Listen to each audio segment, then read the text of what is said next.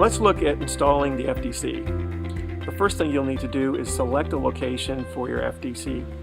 I would suggest locating the Farr Dust Collector Controller on the leg of the dust collector or the support structure of the dust collector itself, or in an adjacent wall near the dust collector.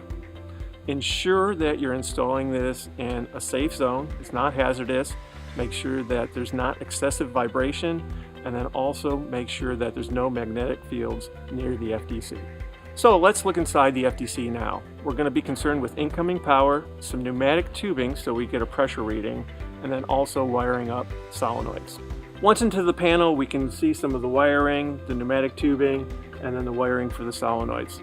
Let's focus on the incoming power at this point. The FDC is a single phase control panel. So you can run 240, 50 Hertz, or you can run 120, 60 Hertz. When you bring in your incoming power, I recommend coming in from the bottom with your conduit. That will ensure that our dust collector controller will stay dry on the inside. You've got a pigtail here. You'll run your hot, your neutral, and then your ground wire. Simple as that to wire up the FDC power. After the power, we're going to want to look at the pneumatic tubing. Supplied with the control panel is 50 foot of dirty and clean tubing. We're going to want to bring that into the bottom here. That'll be pre-plumbed and pre-fitted for you already. And again, you only have 50 foot of the pneumatic tubing, so keep that in mind when you're locating your control panel.